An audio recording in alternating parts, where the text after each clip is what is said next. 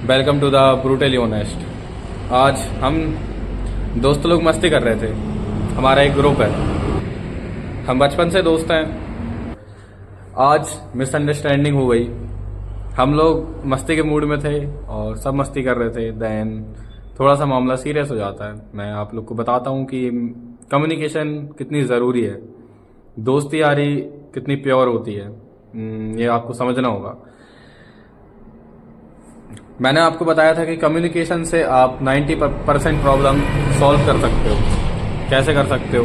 अगर दोनों बंदे एक दूसरे को अंडरस्टैंड करते हो, अगर आमने मतलब आज समझने वाले एक दूसरे को।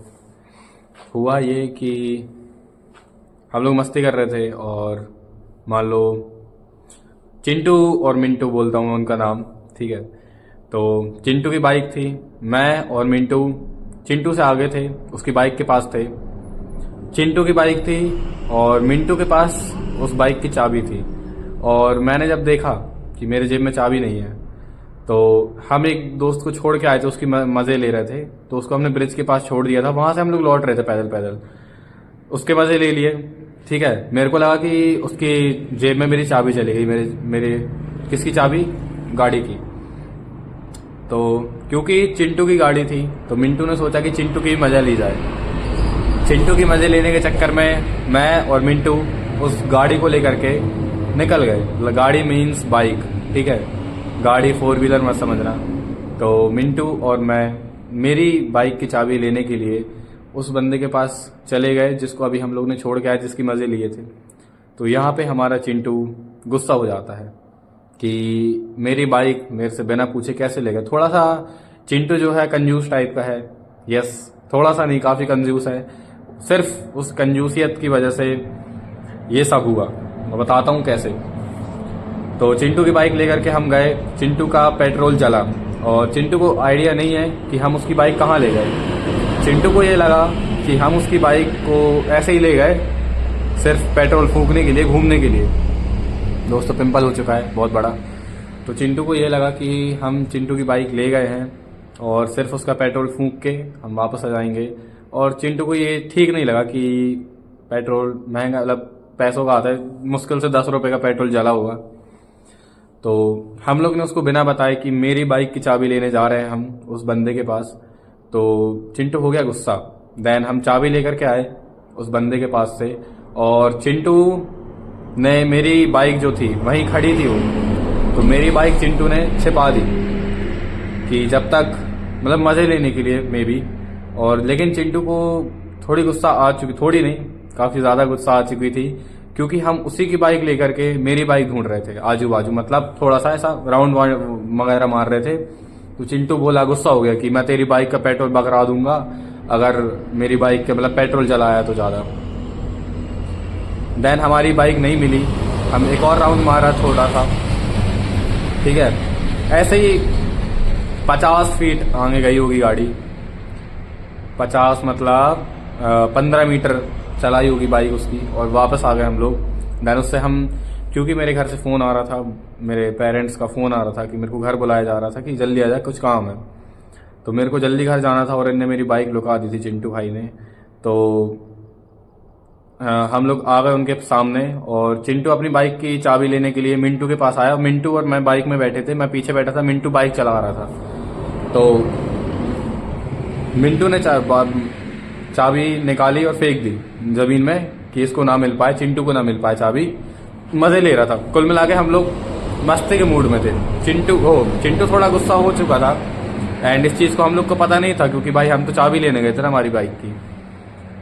हमें बिल्कुल भी अंदाज़ा नहीं था कि चिंटू इतना गुस्सा हो जाएगा। देन चिंटू, जो मिंटू था, मिंटू बाइक चला रहा था, तो मिंटू पे वो हावी होने लगा कि मेरी बाइक की चाबी दे, मतलब गुस्सा आने लगा था उसको। एंड मिंटू बोलने लगा कि छोड़ तो पहले मेरे को, कैसे दूँ, क्यों दूँ चाबी, नहीं दूंगा। तो यहाँ से बात बढ़नी चालू हो गई और चिंटू हमारा कुछ ज़्यादा ही गुस्सा हो गया। चिंटू का मुश्किल से 10 रुपये का पेट्रोल ही जला होगा और चिंटू ऐसे बिहेव कर रहा था कि पता नहीं कितने का नुकसान लग गया उसको। फिर चिंटू ज़्यादा गुस्सा दिखाने लगा कि तूने मेरी बाइक कैसे ले गया, मेरी बाइक थी, मेरी परमिशन के बिना कैसे ले गया। देन मिंटू उसको बताने लगा कि यार तू रुक तो जा, सुन तो ले, कंडीशन तो सुनते हम सुन लो हम लोग की। यहाँ अगर चिंटू शांत होकर के हमारी कंडीशन सुन लेता तो शायद वो लड़ाई होती ही नहीं होती। मैं समझाता, कुछ लड़ाई होती ही नहीं, लेकिन चिंटू सुनने के लिए तैयार नहीं था और वो गुस्सा दिखाने लगा मिंटू को। देन मिंटू को भी गुस्सा आ गई कि ये बात सुनने को ही तैयार नहीं, मतलब ये बंदा गलत है। तो मिंटू भी अपने ईगो पे आ गया। देन मिंटू ने उसको एक मिंटू थोड़ा गाली बकता है तो एकदम से उसके मुंह से कुछ गाली निकल गई जो कि चिंटू से बर्दाश्त नहीं होती, किसी को भी नहीं होती। लेकिन मिंटू का ये कहना था कि तू बात सुनने को ही तैयार नहीं, मतलब तू गलत है। और चिंटू का ये कहना था कि तुमने मेरा पेट्रोल फूंक दिया, उसकी वजह से उसको खुन्नस थी। वो खुन्नस हो सकती थी, हम वहां शांत कर सकते थे थोड़ा उसको समझा करके, ठीक है। उसको हम लोग बोलते कि भाई अगली बार से तेरी गाड़ी छुएंगे भी नहीं। तो हम लोग को बिल्कुल भी अंदाजा नहीं था कि चिंटू इतना ज्यादा गुस्सा हो जाएगा 10 रुपए के पेट्रोल के पीछे। एंड चिंटू गुस्सा दिखा रहा था मिंटू को भी गुस्सा आई कि ये बात सुनने के लिए तैयार नहीं है, तो इसकी गलती है। देन मिंटू ने उसको गाली बक दी। क्योंकि मिंटू ने चिंटू को गाली बकी है तो चिंटू के पास अब बहाना आ चुका है कि इसने मेरे को गाली कैसे बकी, इसकी ऐसी की तैसी। देन चिंटू उस पर हावी होने लगा और ये लड़ाई बढ़ती गई। दोनों सुनने के लिए तैयार नहीं थे, दोनों गुस्से में आ चुके थे। मिंटू बोल रहा था मेरे जेब से हाथ निकाल, तेरे कुछ शब्द बोले थे दोस्तों, मैं नहीं चाहता हूँ आपको वो शब्द मैं बोलूँ।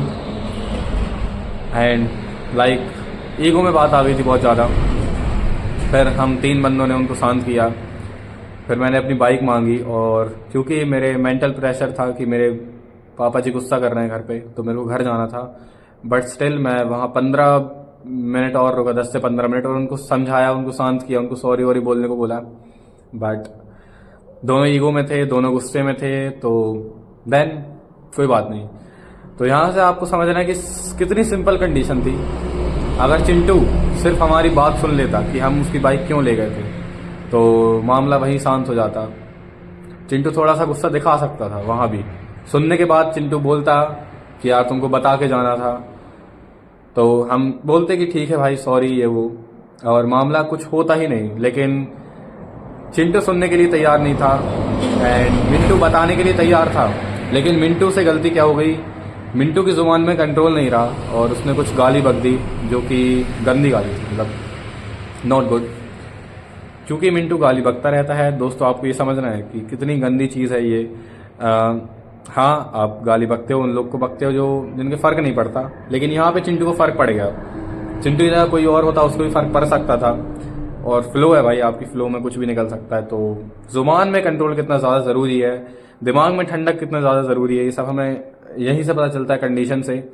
कि नॉर्मल सी चीज़ थी, नॉर्मल सी बात थी, लेकिन बात बढ़ करके कहाँ चली गई। अब वो मेरे को पता है वो हफ्ते भर बात नहीं करने वाले, क्योंकि मेन कॉज उतना बड़ा नहीं था जितना बड़ा मेन कॉज बन गया बाद में। अब उनका फोकस उस चाबी से हट करके, उस बाइक से हट करके उस जगह पे आ जाता है कि इसने मेरे जेब में हाथ कैसे डाला, इसने मेरे को गाली कैसे बकी, इसकी इस तरह जो भी है।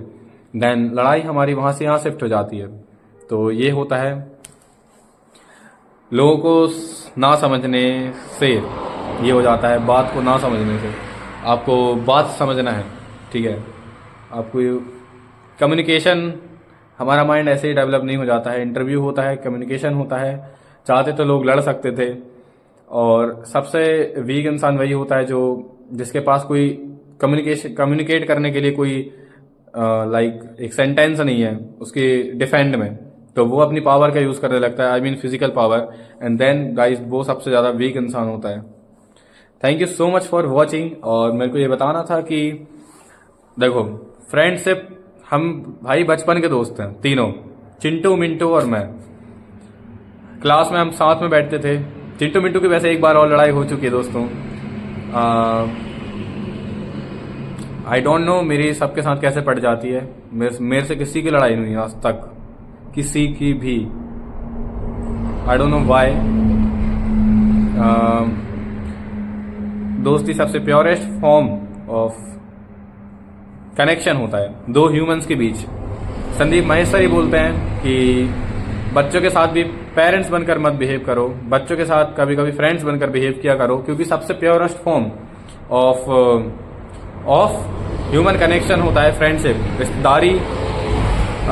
मैं इस वीडियो की डिस्क्रिप्शन में एक बहुत ही इम्पोर्टेंट लिंक दूंगा, मिस्टर संदीप माहेश्वरी जी की वीडियो है वो, आप लोग ज़रूर से इस वीडियो में जाना एंड समझना कि रिश्तेदारी कैसे फंक्शन करती है। एक लेवल है, आप किसी के एम्प्लॉय हो तो एक लेवल लगा हुआ है, वो आपको कभी भी हटा सकता है उस लेवल से, देन आप एक स्ट्रेंजर बन जाओगे उसके लिए।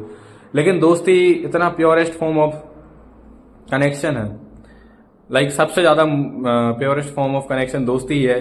और दोस्ती को मेंटेन करना, दोस्ती में देखो इंसान गलती इंसान से होती है एंड आपको समझना होगा कि एक बंदा गलती करेगा, दूसरे बंदे को पता है कि उस बंदे की गलती है, तो ये नहीं कि आप ईगो में आ जाओ कि उसकी, आपको पता है कि उसकी गलती है, स्टिल आपको झुकना पड़ेगा एंड उसको समझाना पड़ेगा, उसको रियलाइज होगा। कुछ लोग ऐसे होते हैं जिनको बाद में रियलाइज होता है लेकिन वो सॉरी भी नहीं बोल पाते, जैसा कि मिस्टर लक्ष्य चौधरी, ऐसा उनका बिहेवियर है। आपको समझना होगा कि एक बंदा अगर गिवर है तो एक टेकर होना चाहिए, ऐसे ही हमारी दोस्ती मेंटेन रहती है। और डोंट वरी, यहाँ फाउंडेशन मैं हूँ, मैं संभाल लूंगा दोनों को एंड मेरी कम्युनिकेशन काफ़ी अच्छी है, मैं पावरफुल वर्ड्स उनके तक पहुंचा सकता हूं। देन एक ही जीवन है, उनको रियलाइज होगा कि कुछ नहीं रखा इन चीज़ों में एंड मैं कोशिश करूंगा कि ये जो इंसिडेंट हुआ है ये हुआ है, देन इससे हम वैल्यू निकाल करके रहेंगे। अगर वैल्यू नहीं निकाल पाए तो हमारा जीवन कोई मतलब का नहीं है, हम कोई मतलब के लर्नर नहीं है। तो हमको इस चीज़ से भी लर्न करना पड़ेगा कि हमने गलती कहाँ की है, देन हम उसको सुधारेंगे। थैंक यू सो मच दोस्तों, एंड दोस्ती सबसे प्योरेस्ट फॉर्म है। बाय बाय, टेक केयर दोस्तों। दोस्तों को कभी नहीं भूलना है, समझना है, ठीक है? मौका दो दोस्तों को, गलती करते हैं इट्स ओके, उनको समझाओ, उनको रियलाइज कराओ, यही आपका धर्म है। Bye bye. ऑनलाइन देना है, बोलो। हेलो, हाँ अरे पापा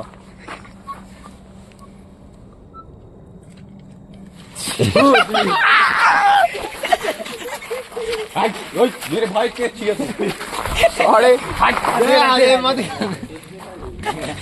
कर रहे मेरे जीन समेत कोई पकड़ो। हो जब तेरी याद ने मुझे सताया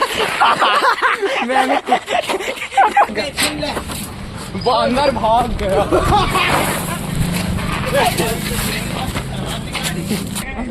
घर जी है